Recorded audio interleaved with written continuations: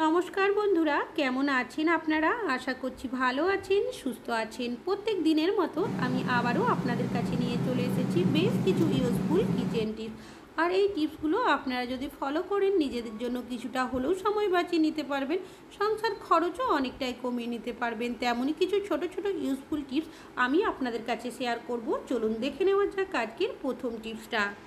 বেশ কিছুটা ভেন্ডি নিয়েছি। এখন কিন্তু বাজারে প্রচুর পরিমাণের ভেন্ডি পাওয়া যাচ্ছে। আমরা প্রত্যেকেই বাড়িতে কম বেশি নিয়ে আসি, তবে অনেক সময় দেখা যায় হয়তো অনেকটা পরিমাণে নিয়ে আসলে কিছুটা রান্না করা হয় আর কিছুটা আমরা কি করি, ফ্রিজে রেখে দিই যাতে খারাপ না হয়। তবে বেশ কিছুদিন ফ্রিজে রাখলেও দেখা যায় ভেন্ডিগুলো ওপর থেকে কালো হয়ে যায়, শুকিয়ে যায়, ভেন্ডির যে একটা সতেজ ভাব থাকে সেটা কিন্তু চলে যায়, যার কারণে সেই ভেন্ডির যাই রেসিপি বানাই না কেন খেতে একদমই ভালো লাগে না। এখানে একটা পাত্র নিয়েছি আর নিয়ে নিচ্ছি এখানে আমি একদম ঠান্ডা জল। তবে আপনারা চাইলে এখানে নর্মাল জলেরও ব্যবহার করতে পারেন।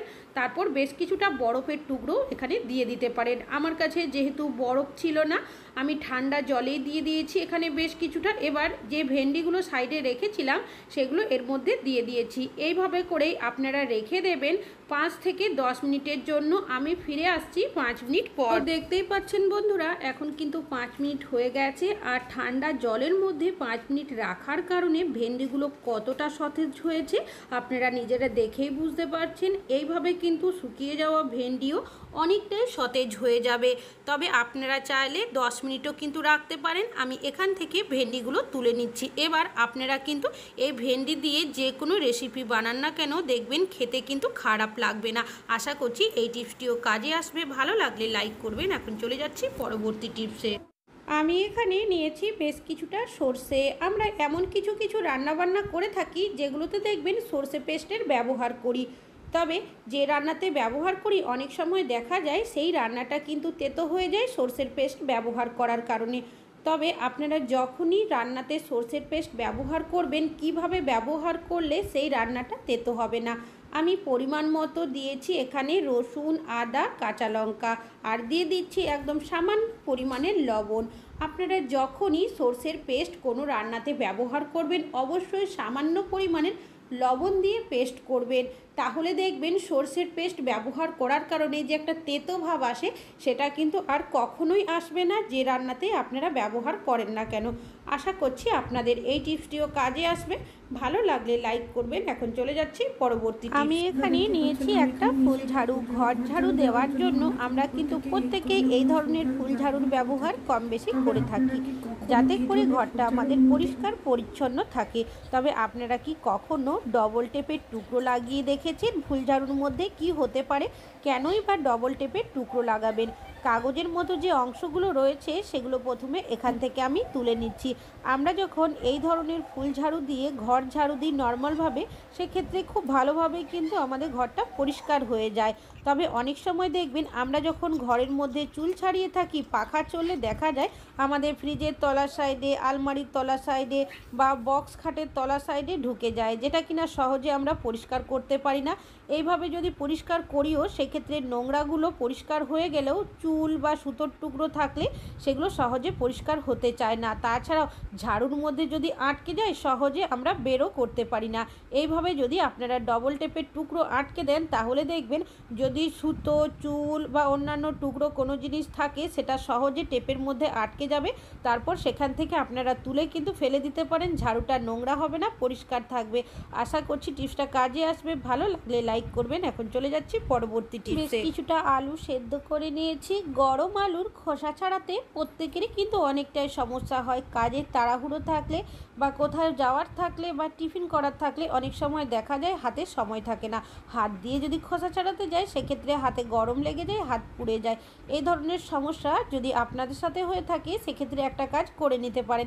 নিয়ে নেবেন একটা কাঁটা চামচ। কাঁটা চামচের মধ্যে আলুটাকে এইভাবে ঢুকিয়ে দিয়েছি। তারপর যদি আপনারা এইভাবে হালকা হাতে খোসাটা ছাড়িয়ে নেন, খুব সহজেই কিন্তু আলুর খোসাটা ছেড়েও যাবে, আপনাদের হাতের মধ্যে একটুও গরম লাগবে না। এইভাবে করেই আমি সব আলুর খোসা ছাড়িয়ে নিয়েছি। অনেক সময় আমরা যদি গরম আলুর হাত দিয়ে মাখতে যাই হাতে গরম লেগে যায়, পুড়ে যায়। কাঁটা চামচের সাহায্যেই কিন্তু আমরা এইভাবে করে খুব সহজেই আলুটা মেখে নিতে পারবো। অনেক সময় আলু মাখা বানিয়ে থাকি বা কোনো কিছু রেসিপি করার থাকলে দেখা যায় আলুটা ভালোভাবে মাখতে হয়, সেক্ষেত্রে আপনারা কাঁটা চামচের ব্যবহার করতে পারেন। আশা করছি এই টিপসটিও কাজে আসবে। এখন চলে যাচ্ছি পরবর্তী টিপসে। নিয়েছি একটা সাবান। সাবানের ব্যবহার আমরা প্রত্যেকেই কম বেশি করে থাকি, তবে আপনারা কি কখনো পিলারের সাহায্যে এইভাবে করে পিল করে দেখেছেন কি হতে পারে? তো আমি এখানে একটা ব্যবহার করাই সাবান নিয়েছি, সেটাকে একটা পিলারের সাহায্যে এইভাবে করে বেশ কিছুটা, ঠিক যেভাবে আমরা সবজির খোসা ছাড়াই ঠিক সেইভাবেই কিন্তু পিল করে নিচ্ছি।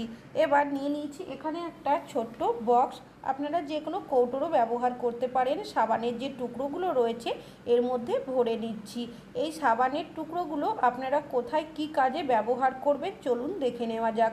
আমরা যখন কোথাও ঘুরতে যাই, ট্রাভেল করি, সেক্ষেত্রে দেখবেন আমরা অনেকেই পেপার সোপের ব্যবহার করি, যেটা আলাদা টাকা খরচ করে কিন্তু আমাদের কিনতে হয়। তো আমরা যদি আমাদের বাড়িতে থাকায় সাবানগুলো এইভাবে ছোট টুকরো করে নিই, তারপর যদি আমাদের সাথে করে এই কৌটো বা বক্সটা নিয়ে যাই, যখনই আমাদের পেপার সোপের প্রয়োজন হবে এই সাবানের টুকরোটাই আমরা বের করে ব্যবহার করতে পারবো। আশা করছি আপনাদের এই টিপসটিও কাজে আসবে। ভালো লাগলে লাইক করবেন। এখন চলে যাচ্ছি পরবর্তী টিপসে। বেশ কিছুটা বিউলির ডালের বড়ি ভেজে নিয়েছি। আমরা এমন কিছু কিছু রান্নাবান্না করে থাকি যেগুলোতে দেখবেন ভাজা বড়ির ব্যবহার করি।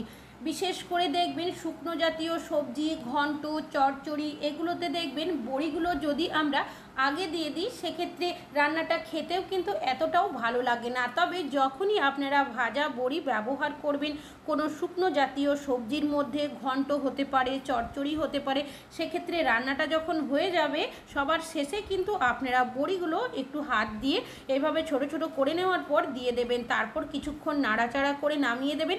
দেখবেন যখন আপনারা সেই সবজিটা খাবেন মুখের মধ্যে ভাজা বড়িগুলো পড়লে খেতে কিন্তু অনেকটাই ভালো লাগবে।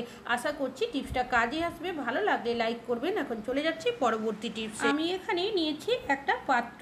যখন আমরা একটু বড় সাইজের পাত্রের মধ্যে কোনো কিছু ছাঁকনির সাহায্যে ছাঁকতে চাই, ছাঁকনিটা দেখবেন সেই পাত্রের মধ্যে কোনোভাবেই সেট হয় না, কেন কি ছাঁকনিটা অনেকটাই ছোট হওয়ার কারণে। তবে যদি একটু বেশি পরিমাণের কোনো জিনিস দু হাত দিয়ে ছাঁকতে যায় সেক্ষেত্রে একটা হাত দিয়ে ছাঁকনিটা ধরতেও পারি না, অনেকটাই সমস্যার মধ্যে পড়তে হয় আমাদের। তবে আপনারা এই ধরনের সমস্যার মধ্যে পড়লে কি করবেন, নিয়ে নেবেন এই ধরনের একটা খুন্তি বা হাতা, এইভাবে করে পাত্রের মধ্যে দিয়ে ছাঁকনিটাকে সেট করে নেবেন। তারপর দুটো হাতের সাহায্যে যদি আপনারা এইভাবে পাত্রটা ধরে ছেঁকে নেন তাহলে দেখবেন ছাঁকনিটা ধরতেও হবে না, সহজেই কাজটি করে নিতে পারবেন। আশা করছি আপনাদের এই টিপসটিও কাজে আসবে। ভালো লাগলে লাইক করবেন। এখন চলে যাচ্ছি পরবর্তী টিপস। আমি এখানে নিয়েছি একটা টিপের পাতা। আমরা প্রত্যেকটা মহিলারাই কিন্তু টিপ পরে থাকি, তবে সব সময় অনেকে টিপ ব্যবহার না করলেও যখন আমরা বাইরে কোথাও যাই বা অনুষ্ঠানে যাই সেক্ষেত্রে দেখবেন অনেকে কিন্তু টিপ আমরা পরে থাকি। তবে সমস্যা কি হয়, এখন যেহেতু গরমের সময় অনেক সময় কি হয় আমরা এতটাই ঘামতে থাকি দেখবেন আমাদের কপাল থেকে কিন্তু টিপগুলো খুলে পড়ে যায়। আমরা আবারও সেই টিপ কপালের মধ্যে যদি দিই সেক্ষেত্রে কিন্তু একই সমস্যা দেখা দেয়, কেন কি যে আঠাটা থাকে সেটা কিন্তু অনেকটাই নরম হয়ে যায়, যার কারণে কপালের মধ্যে টিপটা কিন্তু থাকেই না। তবে এই ধরনের সমস্যা যাতে আপনাদের সাথে আর না হয় সেক্ষেত্রে আপনারা কিন্তু একটা কাজ করে নিতে পারেন। এই টিপটাই কিন্তু আবারও আমি এই টিপের পাতার মধ্যে লাগিয়ে দিচ্ছি। এবার আপনারা যখনই এই টিপগুলো ব্যবহার করবেন তার 10 মিনিট আগে একটা কাজ কিন্তু করে নিতে পারেন। আপনারা টিপের পাতাটা ডিপ ফ্রিজের মধ্যে রেখে দেবেন 10 মিনিটের জন্য। ফিরে আসছি 10 মিনিট পর। তো দেখতেই পাচ্ছেন এখন কিন্তু 10 মিনিট হয়ে গেছে। টিপের পাতাটি আমি ডিপ ফ্রিজ থেকে বের করে নিচ্ছি। এবার এই টিপটা আমি আবারও আপনাদেরকে ব্যবহার করে দেখাচ্ছি, তাহলে আপনারা নিজেরাই বুঝতে পারবেন। তো দেখতেই পাচ্ছেন আগে যে টিপটা আমি ব্যবহার করেছিলাম সেই টিপটাই কিন্তু এখন হাতের মধ্যে একইভাবে পরে নিচ্ছি। হাত দিয়ে ঘষেও আপনাদেরকে দেখাচ্ছি। দেখতেই পাচ্ছেন কোনোভাবেই টিপটা কিন্তু এখান থেকে খুলে পড়ছে না, কেন কি ডিপ ফ্রিজে রাখার কারণে টিপের মধ্যে যে আঠাটা থাকে সেটা কিন্তু অনেকটাই মজবুত হয়ে যায়। এবার আমি আপনাদেরকে এই টিপের মধ্যে একটু জল দিয়েও দেখাচ্ছি। তো দেখতেই পাচ্ছেন বন্ধুরা এখনও কিন্তু টিপটা কোনোভাবেই উঠছে না, আঠাটা এতটাই মজবুত হয়েছে। আমরা যদি একটু ঘেমেও যাই না কেন কোনোভাবেই টিপটা কিন্তু ঝরে পড়বে না। আশা করছি আপনাদের এই টিপসটিও কাজে আসবে। ভালো লাগলে লাইক করবেন। এখন চলে যাচ্ছি পরবর্তী টিপসে। আমি এখানে নিয়েছি একটা খালি টিপের পাতা। টিপ আমরা প্রত্যেকেই পড়ে থাকি, তবে টিপের যে খালি পাতাগুলো থাকে সেগুলো কিন্তু আমরা প্রত্যেকেই ফেলে দিই, কোনো কাজে ব্যবহার করি না। আমি এখানে একটা সুতির কাপড়ের টুকরো নিয়েছি, তার মধ্যে টিপের পাতাটা রেখে এইভাবে করে মুড়িয়ে নিয়েছি, একটা রাবার ব্যান্ড দিয়ে আটকে দিলাম যাতে খুলে না যায়। কি কাজে ব্যবহার করবেন? ফ্রিজের ব্যবহার আমরা প্রত্যেকেই করে থাকি, তবে ফ্রিজ ব্যবহার করার কারণে অনেক সময় দেখা যায় ইলেকট্রিক বিল কিন্তু অনেকটাই বেশি আসে, তবে কি কি কারণে বেশি আসে সেটা কিন্তু আমরা অনেকেই বুঝতে পারি না। এই দরজায় রাবারটা লাগানো থাকে, তার মধ্যে অনেক সময় দেখবেন নোংরা ময়লা জমে যায়, যার কারণে রাবারটা ঢিলে হয়ে যায়, দরজাটা ঠিকভাবে আটকায় না। এর ফলে কি হয়, ভেতরে ঠান্ডা হাওয়া বেরিয়ে যায়, যার কারণে ফ্রিজ কিন্তু ঠান্ডা হতেও অনেকক্ষণ সময় লাগে, ইলেকট্রিক বিল অনেকটাই বেশি পুড়ে। যার কারণে আমাদের কিন্তু এই যে রাবারটা থাকে সেটা অবশ্যই পরিষ্কার করে নেওয়া উচিত। আর এই জায়গাটা কিন্তু আমরা হাত দিয়ে কোনোভাবেই পরিষ্কার করতে পারি না। এইভাবে যদি খালি টিপের পাতাটা ব্যবহার করতে পারি তাহলে দেখবেন এই রাবারের জায়গাগুলো কিন্তু সুন্দরভাবে আমরা পরিষ্কার করে নিতে পারবো। তাছাড়াও অন্যান্য কোনো কিছু দিয়ে যদি আমরা এই দরজার রাবারটা পরিষ্কার করতে যাই, সেক্ষেত্রে দেখবেন রাবারটা কেটে যাওয়ারও সম্ভাবনা থাকবে যদি কোনো ধারালো জিনিস থাকে। আমরা যেহেতু টিপের পাতার ব্যবহার করেছি, এটা কিন্তু একটা মোটা শক্ত কাগজ, যার কারণে রাবারটা কেটে যাওয়ারও সম্ভাবনা থাকবে না, আর সুন্দরভাবে কিন্তু আমরা এই রাবারের জায়গাটি পরিষ্কার করে নিতে পারবো। যার কারণে এই রাবারটা কিন্তু আর ঢিলে হবে না, নোংরাটা পরিষ্কার করলে ইলেকট্রিক বিলও অনেকটাই কম আসবে। আমাদের ফ্রিজের মধ্যে যে রেগুলেটরটা থাকে অনেক সময় দেখবেন আমরা কিন্তু ঠিকভাবে সেট করে রাখি না। এই রেগুলেটরটা অবশ্যই সিজন অনুযায়ী সেট করা উচিত, না হলে কিন্তু ইলেকট্রিক বিল অনেকটাই বেশি আসবে। আপনাদের এই টিপসটিও কাজে আসবে, ভালো লাগলে লাইক করবেন। এখন চলে যাচ্ছি পরবর্তী টিপসে। প্রেসার কুকারে আমরা প্রত্যেকেই কম বেশি রান্নাবান্না করে থাকি, তবে অনেক সময় এমন কিছু কিছু রান্নাবান্না করি প্রেসার কুকারটা ভালোভাবে ধুয়ে পরিষ্কার করলেও দেখা যায় ভেতর থেকে একটা খাবারের গন্ধ কিন্তু আসতেই থাকে। তো আপনারা কি করবেন, নিয়ে নেবেন একটা পেপার বা কাগজ। এবার মোমবাতির সাহায্যে আমি এই পেপারটাকে একটু জ্বালিয়ে নিচ্ছি। যখন পেপারটা একটু জ্বলে উঠবে তখন আপনারা কি করবেন, কুকারের মধ্যেই জ্বলন্ত পেপারটাকে এইভাবে করে দিয়ে দেবেন, আর ঢাকনাটা কিন্তু সম্পূর্ণ বন্ধ করবেন না, হালকা একটু খোলা রাখবেন। কিছু সেকেন্ড পর আপনারা ঢাকনাটা একটু এইভাবে ভালোভাবে বন্ধ করবেন। এতে কি হবে, প্রেসার কুকারের মধ্যে একটা ধোঁয়া সৃষ্টি হবে, যার কারণে প্রেসার কুকারের মধ্যে যে খাবারের গন্ধটা থাকে সেটা দেখবেন সহজেই চলে যাবে। তো দেখতেই পাচ্ছেন পুরো প্রেসার কুকারের মধ্যে কিন্তু ধোঁয়ার সৃষ্টি হয়ে গেছে। এবার আমি প্রেসার কুকারটাকে জল দিয়ে ভালো করে ধুয়ে নেব। আশা করছি এই টিপসটা আপনাদের কাজে আসবে, ভালো লাগলে লাইক করবেন। আজকে এখানেই শেষ করছি।